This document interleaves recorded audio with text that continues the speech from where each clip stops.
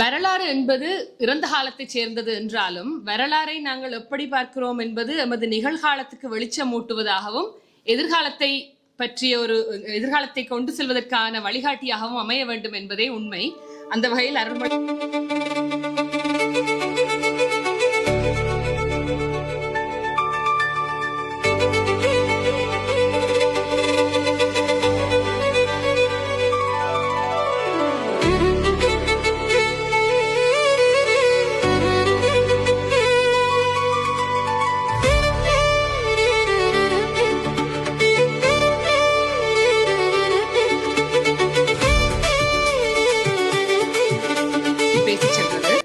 அடுத்ததாக இங்கு பேச வருபவர் மைதிலி தயாநிதி அவர்கள்.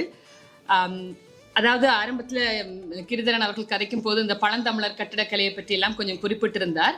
மைதிலி அவர் மதம் மற்றது தென்னாசிய கற்கை நெறிகள் என்பவற்றை கற்றிருப்பவர் என்பதால் இதை வேறொரு கோணத்தில் பார்க்கும் தன்மை அவருக்கு இருக்கும் என்று நம்புகிறேன்.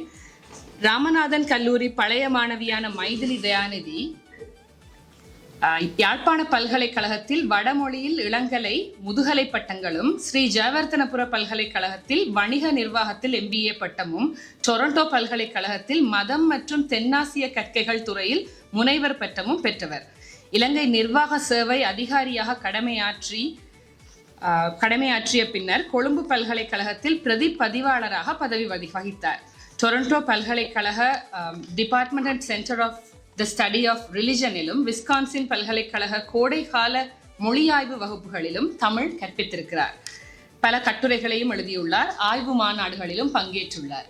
இங்கு அடுத்ததாக ஆய்வுரை தருவதற்காக அவரை அன்புடன் அழைக்கிறேன். 1621 முதல் 1948 வரையிலான ஏறத்தாழ 300 ஆண்டுகளுக்கு மேலான காலனிய யாழ்ப்பாண நகரத்தினுடைய வரலாற்றை பற்றி மயூரநாதன் அவர்கள் ஏறத்தாழ 500 பக்கங்களிலே எழுதியிருக்கிறார். இது ஒரு மிகப்பெரிய நூல். காலனியம் என்பதற்கு அவர் எனக்கு அது நெடுகவும் அந்த சொல்லை நான் பயன்படுத்தி கொண்டு வந்தபடியால் அதை நான் காலனியம் என்று பாவிக்கிறேன்.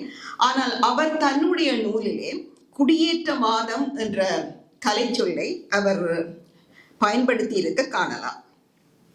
யாழ்ப்பாண ராஜ்யத்தின் வீழ்ச்சியுடன், அதாவது அதனுடைய தலைநகரான நல்லூரினுடைய வீழ்ச்சியுடன் இந்த யாழ்ப்பாண நகரத்தினுடைய வீழ்ச்சி தொடங்குகிறது.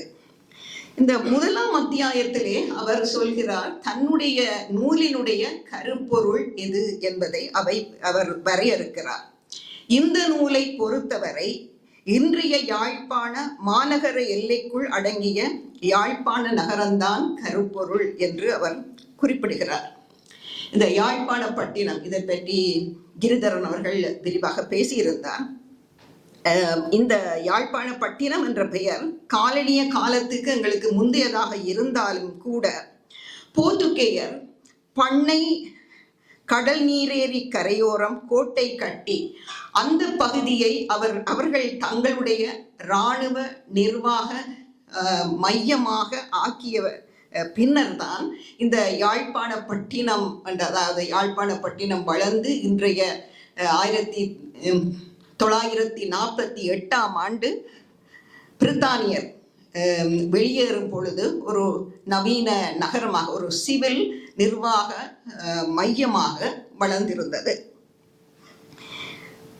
இந்த 1619ஆம் ஆண்டு 1619லேயே இந்த யாழ்ப்பாண ராஜ்யம் விழுந்து விட்டது. இது போர்த்துகேயருடைய கைக்கு யாழ்ப்பாண ராஜ்யம் வந்துவிட்டது என்றாலும் கூட அவர் இந்த யாழ்ப்பாண நகரத்தினுடைய வளர்ச்சியின் தொடக்க காலமாக, தொடக்க ஆண்டாக கொள்வது 1621. அதற்கு அவர் என்ன காரணம் கூறுகின்றார் என்று சொன்னால், 1621க்கும் 22க்கும் இடைப்பட்ட கால பகுதியிலே பல கட்டட வேலைகள் அங்கே நடைபெற தொடங்கி இருந்தன என்றபடியால் 1621 நவீன யாழ்ப்பாண நகரத்தினுடைய தொடக்க ஆண்டு என்று நாங்கள் கொள்ளலாம் என்று அவர் சொல்கிறார். அடுத்தது அருண்மொழிவர்மன் கூறி சென்ற இந்த நூலிலே மிக அடிப்படையான ஒரு என்ன சொல்றது கருத்தாக்கம் என்று சொன்னால் அது வந்து பில்ட் என்வாயன்மெண்ட், அதை அவர் உருவாக்கிய சூழல் என்று அவர் மொழிபெயர்த்திருக்கிறார். அதாவது வரலாறு என்று சொல்லும் பொழுதே எங்களுக்கு கிட்டடியில் இந்த பொன்னியின் செல்வன் எல்லாம் பார்த்த பிறகு வரலாற்று நாவல்களை நாங்கள் வாசித்திருக்கின்றோம். உடனே எங்களுடைய மனதுக்கு வருவது மன்னர்கள், தளபதிகள், அவர்கள் செய்த போர்கள் என்பதுதான். ஆனால் இந்த நூலிலே இந்த மனிதர்களை விட மனிதர்களுக்கு பதிலாக முக்கியத்துவம் பெறுவது மனிதர்களாலே உருவாக்கப்பட்ட செயற்கை சூழல். அதைத்தான் பில்ட் என்வாயன்மெண்ட் என்று சொல்கிறார். அருண்மொழிவர்மன் குறிப்பிட்டது போலவே அதிலே வந்து கட்டிடங்கள், பல்வேறு விதமான கட்டிடங்கள், அந்த கால பகுதியிலே, அந்த 300 வருட கால பகுதியிலே கட்டப்பட்ட கட்டிடங்கள். மற்றது இன்ஃப்ராஸ்ட்ரக்சர் ஃபெசிலிட்டிஸ் என்று சொல்வோம், கட்டமைப்பு வசதிகள், அதாவது வீதிகள், ரயில் தண்டவாளங்கள், குடிநீர் விநியோகம், வாய்க்கால் வசதிகள், இவையெல்லாம் இதற்குள் அடங்கும். மூன்றாவது இந்த பூங்காக்கள், மயானங்கள், அப்படியான பகுதி, அது பொது இடங்கள், அது பப்ளிக் ஸ்பேசஸ் என்று நாங்கள் அவற்றை குறிப்பிடலாம். இந்த 3 விதமான அம்சங்களையும் உள்ளடக்கிய இந்த மனிதர்களாலே உருவாக்கப்பட்ட சூழலுடைய நோக்கில் இருந்துதான் மயூரநாதன் அவர்கள் இந்த நூலை எழுதியுள்ளார் என்பதை நாங்கள் விளங்கிக் கொள்வது அவசியம் என்று நினைக்கின்றேன். இரண்டாவது விஷயம் என்னென்றால், இந்த உருவாக்கிய சூழலை, அதாவது இந்த பில்ட் என்வாயன்மெண்டை அவர் எவ்வாறு விளங்கப்படுத்துகிறார் என்பது அடுத்தது. அதாவது அது விவரணம் முறையில் அமையாது, அதற்கு பின்னால் உள்ள பன்முக காரணிகளை அவர் ஆராய்கிறார். அது அரசியலாக இருக்கலாம், சமூக பொருளாதார காரணிகளாக இருக்கலாம், அல்லது சமயமாக இருக்கலாம். இந்த பின்னணியில் தான் இவை மிக முக்கியமானவை. இந்த பன்முக காரணிகளின் பின்னணியில் தான் அவர் இந்த உருவாக்கிய சூழலை ஆராய்ந்து செல்கிறார் என்பதும் எங்களுடைய மனதிலே பதிந்து வைத்துக் கொள்ள வேண்டியது. அல்லது அவர் ஏன் இந்த மதங்களை பற்றி எல்லாம் பேசுகிறார் என்ற கேள்வி உங்களுக்கு வரும். அதற்கு உரிய பதிலாக இந்த முன்னுரையிலே அவர் நிறைய விஷயங்களை, முக்கியமான விஷயங்களை, இந்த நூலை எவ்வாறு நாங்கள் வாசகர்கள் பார்க்க வேண்டும் என்பதற்கான வழிமுறைகளை அவர் அந்த தன்னுடைய முன்னுரையிலே அவர் கொடுத்திருக்கிறார். இந்த நூல் 8 அத்தியாயங்கள், முன்னாலே முன்னுரை அட்டவணைகள் இருக்கின்றன.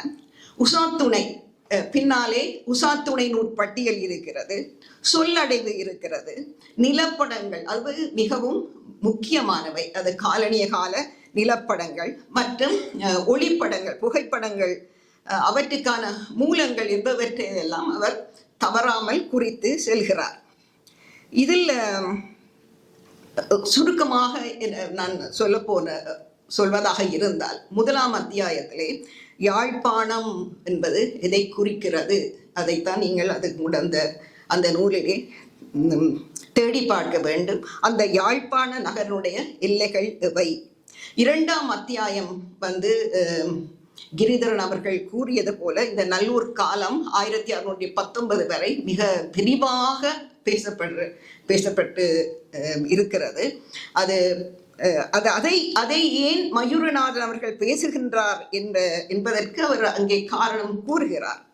நவீன யாழ்ப்பாண நகரத்தின் தோற்றத்துக்கான காரணிகளை நாங்கள் நல்லூர் காலத்திலேயே அடையாளம் காணக்கூடியதாக இருக்கிறது என்றபடியால்தான் அவர் நல்லூர் காலத்தை பேசுகிறார். ஆனால் அவருடைய உண்மையில யாழ்ப்பாண நகரத்திய வளர்ச்சி, அவருடைய தோற்றம் 1621 போர்த்துகேயருடைய காலத்துடன் தான் ஆரம்பமாகிறது. அப்ப 3ஆம் 4ஆம் அத்தியாயங்கள் போர்த்துகேயர் காலத்துக்கும் ஒல்லாந்தர் காலத்துக்கும் ஒதுக்கப்படுகிறது.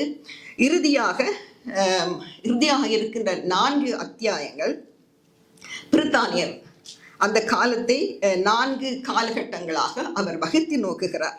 யாழ்ப்பாணம் எவ்வாறு ஒரு முழுமையான ஒரு நவீன நகரமாக, ஒரு சிவில் நிர்வாக நகரமாக, ஒரு வணிக நகரமாக எவ்வாறு உருவெடுத்தது என்பதை அவர் இந்த கடைசி 4 அத்தியாயங்களிலும் விரிவாக விளக்கி இருக்கிறார். இதை நான் ஒரு ஆய்வு நூலாக பார்க்கின்றேன் என்பதற்கு நான் ஒரு சிறிய விளக்கத்தை கொடுக்க விரும்புகிறேன். ஆராய்ச்சி என்பது ஏற்கனவே உள்ள அறிவை வேறு சொற்களில் மறுவடிவம் செய்வது என்று நினைப்பது தவறு. மாறாக தற்போது அறியப்பட்டவற்றிற்கும் இன்னும் விரிவாக புரிந்து கொள்ளப்பட வேண்டியவற்றுக்கும் இடையே உள்ள அந்த ஆய்வு இடைவெளி, அந்த ரிசர்ச் கேப் என்று சொல்வார்கள், அதை அடையாளம் கண்டு அதை அடையாளம் காண்பதுதான் முக்கியமான நோக்கம், ஒரு ஆய்வாளருடைய நோக்கம். இந்த இடைவெளியை துல்லியமாக கண்டறிந்து புதிய தரவுகளின் மூலம் அதற்கு தீர்வு காண்பதன் வழியாகத்தான் ஆராய்ச்சியின் வளர்ச்சிக்கு அர்த்தமுள்ள பங்களிப்பை ஆய்வாளர்கள் வழங்குகிறார்கள்.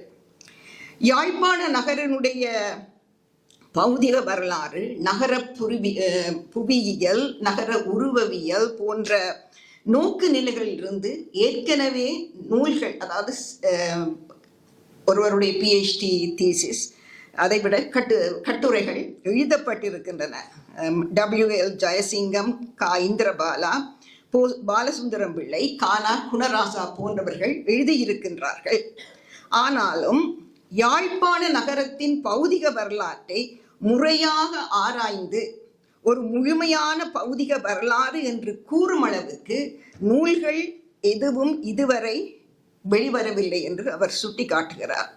அந்த பெரு இடைவெளியை நிரப்புகின்ற ஒரு முதன்மையான ஆய்வு நூலாகத்தான் நான் இந்த நூலை பார்க்கின்றேன். இந்த நூலுடைய சிறப்பம்சங்கள் சிலவற்றை நான் குறிப்பிடலாம். ஒன்று ஏலவே நான் குறிப்பிட்டது போல வரலாறு, தொல்லியல், கட்டிடயியல், நகரையியல், சமயம், புவியியல் முதலான பல்துறை சார்ந்த அறிவுகள் இங்கே மிக நேர்த்தியாக ஒருங்கிணைக்கப்பட்டிருக்கிறது. அது ஒன்று. இரண்டாவது, காலனிய காலத்து முதன்மை ஆவணங்கள், பிரைமரி ஆவணங்கள், முதன்மை ஆவணங்கள். மற்றது வரைபடங்கள், அக்கால வரைபடங்கள்.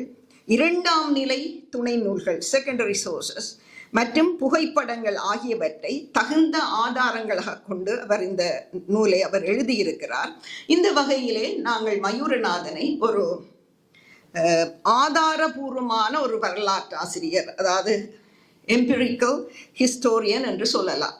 அதாவது வெறும் ஊகங்கள் அல்லது கோட்பாடுகள் அடிப்படையில் கூட வரலாற்றை எழுதுவார்கள். எங்களுக்கு தெரியும், தேசிய நேஷனலிஸ்ட் ஹிஸ்டோரியன், தேசிய நோக்கிலே ஆய்வை நிகழ்த்துபவர், அல்லது மார்க்சிஸ்ட் ஹிஸ்டோரியன், மார்க்சிய பார்வையிலே வரலாற்றை பார்ப்பவர் என்று. ஆனால் இங்கே மயூரநாதன் அவர்கள் நிரூபிக்கப்பட்ட சான்றுகள், எத்தகைய சான்றுகள் என்பதும் முக்கியம். எல்லாவற்றையும் நாங்கள் எடுக்க இயலாதவர். நிரூபிக்கப்பட்ட சான்றுகளின் அடிப்படையில் தான் இந்த வரலாற்றை அவர் கட்டமைக்கிறார். அடுத்தது, அவருடைய ஒவ்வொரு அத்தியாயத்திலும் பல விடயங்கள், அதாவது அந்த பில்ட் என்வாயன்மெண்ட் என்று சொன்னோம் அல்லவா, அந்த சூழல் சார்ந்த பல விடயங்கள் அங்கே விரிவாக ஆராயப்படுகின்றன. அதை நான் சொல்வதாக இருந்தால் பொருண்மை சார்ந்த ஆய்வு, அந்த பகுப்பாய்வு, அனாலிசிஸ் ஒன்றை அங்கே மேற்கொள்கிறார். இது நூல் காலவரன் முறைப்படி அமைந்திருக்கிறது. ஆனால் ஒவ்வொரு அத்தியாயத்தையும் நீங்கள் எடுத்து பார்த்தீர்கள் என்று சொன்னால், ஒவ்வொரு வீதிகளாக இருக்கலாம், அல்லது கோயில்களாக இருக்கலாம், என்னவாக இருந்தாலும் அதிலே ஒரு பகுப்பாய்வு ஒன்றினை அவர் நிகழ்த்துகிறார். அது மிக முக்கியமாக விஷயமாக நான் பார்க்கின்றேன். வெறுமனே வரலாற்று தகவல்களை அடுக்கும் விவரிப்பு முறை காணப்படவில்லை. மாறாக ஒவ்வொரு அத்தியாயத்திலும் வீதிகள், கால்வாய்கள், நிர்வாகம், சமயம், நகர் கட்டமைப்புகள் போன்றவை தொடர்பான ஒரு பகுப்பாய்வு முறைமையை நாங்கள் அவதானிக்க கூடியதாக இருக்கிறது. அடுத்தது, நான் ஏலவே சொன்ன விஷயம்தான், நம்பகமான ஆதாரங்களை அடிப்படையாக கொண்டுதான் வரலாறு எழுதப்பட வேண்டும் என்ற கோட்பாட்டை இந்த நூல் மிக சிறப்பாக பிரதிபலிக்கிறது. இந்த நூலின் இறுதியிலே 19 பக்கங்களிலே உசாத்துணை பட்டியல் ஒன்று இருக்கிறது. ஒரு ஆய்வு நூலிலே உசாத்துணை பட்டியல் இருப்பது ஒரு பெரிய ஆச்சரியமான விஷயம் என்று சொல்வதற்கில்லை.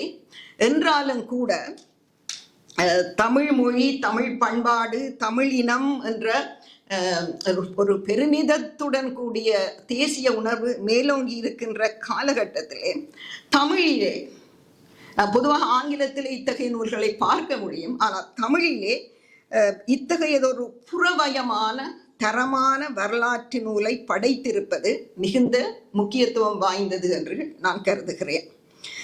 அதே சமயம் இந்த நூலிலே இருக்கின்ற தரவுகள் ஒரு மிகுந்த பிரயாசையுடன் அவர் சேகரித்திருக்கின்ற இந்த தரவுகள் எதிர்கால ஆராய்ச்சியாளர்கள் காலனிய யாழ்ப்பாணத்தை அவர்கள் கோட்பாட்டு அடிப்படையிலே பார்ப்பதற்கு இவருடைய நூல் ஒரு அடிப்படை தளத்தை அமைத்திருக்கிறது. பௌதிக மாற்றங்கள் எவ்வாறு காலனிய அதிகார அமைப்புகளை வலுப்படுத்தின மற்றும் உள்நாட்டு சமூக படிநிலைகளிலே, சோஷியல் ஹைரார்கீஸ் என்று சொல்லப்படுகின்ற அந்த சமூக படிநிலைகளில் இந்த சூழல் பில்ட் என்வாயன்மெண்ட் என்பது எத்தகைய தாக்கங்களை ஏற்படுத்தின என்பதை விரிவாக பகுப்பாய்வு செய்ய இவருடைய நூல் வழியமைத்து கொடுக்கிறது. இப்படியெல்லாம் இத்தகைய சிறப்புகள் பொருந்திய இந்த நூலிலே நான் தான் குறைபாடாக காண்பது என்று சொல்வது, அதாவது யாழ்ப்பாண நகரத்தினுடைய மொத்த பரிணாம வளர்ச்சி குறித்த ஒரு தொடர்ச்சியான வரலாற்று வாதத்தை என்னாலே இங்கே காண முடியவில்லை. என்றபடியால் ஒரு நூல் ஒரு முழுமையாக ஒருங்கிணைக்கப்படவில்லையோ என்ற எண்ணம் என் மனதில் எழுந்தது. என்றபடியால் இந்த நூலை வாசித்த பொழுது எனக்கு யாழ்ப்பாண நகரத்தின் பௌதிக வரலாறு குறித்த ஒரு கலைக்களஞ்சிய தன்மையை இந்நூல் என்னுடைய மனதிலே தோற்றுவித்தது. இறுதியாக இந்த அடுத்த பதிப்பு ஒன்று வரும் என்று நான் நம்புகிறேன். இந்த நூலுக்கு மிகுந்த வரவேற்பு அளிக்க வேண்டும்.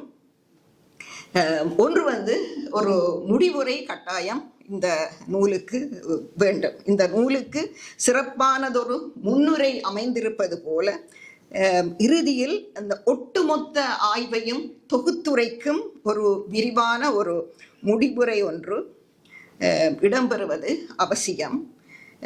இது 400 ஆண்டுகால யாழ்ப்பாண நகரத்தினுடைய வளர்ச்சி குறித்த அந்த ஒரு மையக்கருத்து என்ன என்பதை வாசகர்களுக்கு உணர்த்துவதற்கு உதவியாக இருக்கும். இரண்டாவது அத்தியாயத்தினுடைய அந்த அறிமுகங்கள், அது எனக்கு இன்னும் சற்று விரிவாக, அதாவது ஒவ்வொரு அத்தியாயத்தினுடைய தொடக்கத்திலே என்ன விஷயம் கூறப்பட போகிறது, என்னென்ன பில்ட் என்வாயன்மெண்ட், இந்த சூழலுடைய என்னென்ன அம்சங்கள் இந்த இதிலே சொல்லப்பட போகின்றன, ஏன் அந்தந்த அம்சங்கள், ஏன் அந்த குறிப்பிட்ட அம்சங்கள் மாத்திரம் அங்கே தெரிந்தெடுத்து சொல்லப்படுகின்றன என்பது பற்றிய ஒரு சிறிய அறிமுகம் ஒன்று ஒவ்வொரு அத்தியாயத்துக்கும் இருந்தால் நல்லது.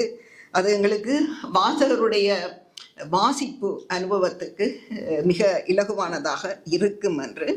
மற்றது சான்றுகளுடைய பகுப்பு, இது நான் குறிப்பிட்டிருந்தேன். 19 பக்கங்களிலே அவருடைய உசாத்துணை பட்டியல் அமைந்திருக்கிறது. இதிலே முதன்மை சான்றுகளும் இரண்டாம் நிலை சான்றுகள் எல்லாம் அந்த ஒன்றாக கலந்து கட்டி இருக்கிறது. அவற்றை தனித்தனியாக வகைப்படுத்தி இருந்தால் ஆய்வு மாணவர்களுக்கு மிக பயனுள்ளதாக இருக்கும் என்று நம்புகிறேன். இறுதியாக வாசகருக்கான என்னுடைய பரிந்துரை, இந்த நூலை வரிசைக்கிரமமாக வாசிக்க வேண்டிய கட்டாயம் இல்லை என்றுதான் நான் நினைக்கின்றேன். ஆனால் முன்னுரை கட்டாயம் வாசிக்க வேண்டும். வாசகர்கள் தங்களுக்கு விருப்பமான அல்லது இது தேவைப்படுகின்ற குறிப்பிட்ட விடயங்களை மாத்திரம் தேர்ந்தெடுத்து வாசிக்கலாம். அதற்கு எங்களுக்கு உதவியாக இருப்பது ஒரு நல்ல ஒரு விரிவான சொல்லடைவு என்று இண்டெக்ஸ் ஒன்று பின்னாலே கொடுக்கப்பட்டிருக்கிறது. அதன் மூலமாக உதாரணமாக கோட்டை பற்றி அறிய விரும்பினால் போர்த்துகேயர் காலத்திலே, ஒல்லாந்தர் காலத்திலே, பிரித்தானியர் காலத்திலே அந்த கோட்டையினுடைய முக்கியத்துவம் இவ்வாறு இருந்தது, அந்த முக்கியத்துவம் இவ்வாறு குறைந்து சென்றிருக்கின்றது என்ற விஷயத்தை நாங்கள் அறிந்து கொள்ள முடியும். நிறைவாக இந்த நூல் பன்முக தரவுகள் நிறைந்தது. அதாவது பல்விதமான துறைகள் ஊடாக பெற்ற தரவுகள் நிறைந்தது. பகுப்பாய்வு ரீதியாக அதை நான் மிகவும் வலியுறுத்த விரும்புகின்றேன். இது ஒரு தனிய ஒரு விவரண ஆவணம் அல்ல, ஒரு பகுப்பாய்வு ரீதியாக கட்டமைக்கப்பட்ட ஒரு நூல். மற்றது அந்த வகையிலே இதை ஒரு வலுவான ஒரு தர்க்கமான விவாதத்தை இந்த நூல் கொண்டிருக்கவில்லை. அது அவருடைய நோக்கமும் இல்லை என்று நினைக்கின்றேன். அந்த வகையில் இந்த நூல் எங்களுக்கு மாணவர்களுக்காக இருக்கலாம், ஆய்வாளர்களுக்காக இருக்கலாம், அல்லது பொதுமக்களுக்காக இருக்கலாம், ஒரு ரெஃபரன்ஸ் ஒர்க் அல்லது ஆவணப்படுத்தப்பட்ட வரலாற்று நூல், ஒரு டாக்குமெண்ட்ரி ஹிஸ்டரி மாதிரி இந்த நூலை நாங்கள் பயன்படுத்தி கொள்ளலாம். கேம்பிரிட்ஜ் பல்கலைக்கழகத்தில் காலனிய காலத்தில் முஸ்லிம் குடியிருப்பாக இருந்த கொழும்பு நகர் எவ்வாறு வளர்ச்சி உற்றது என்பது குறித்த ஆய்வு திட்டம் ஒன்று 2024 ஆரம்பித்து 2029 நிறைவு பெற இருக்கிறது. அந்த திட்டம் பல்வேறு புலமையாளர்களின் பங்களிப்புடன் நிறைவேற இருக்கிறது. ஆனால் தனி ஒருவராக இருந்து யாழ்ப்பாண நகரின் அடுக்கு நிலையான வளர்ச்சி குறித்து சான்றுகளை ஆதாரமாக கொண்டு எழுதிய மயூரநாதன் அவர்களுக்கு தமிழ் சமூகம் நன்றி பாராட்ட கடமைப்பட்டுள்ளது. நன்றி, வணக்கம். அதாவது அவர் தன்னுடைய உரையின் மூலம் இதை வாசிப்பவர்கள் அதை எப்படி வாசிக்க வேண்டும் என்பதற்கான ஒரு அறிவுரையை மட்டுமல்லாது இந்த நூலை மெருகூட்டுவதற்கான சில ஆலோசனைகளையும் கூட விட்டு சென்றிருக்கிறார். அது மிகவும் பயனுடையதாக இருக்கும் என்று நம்புகிறேன்.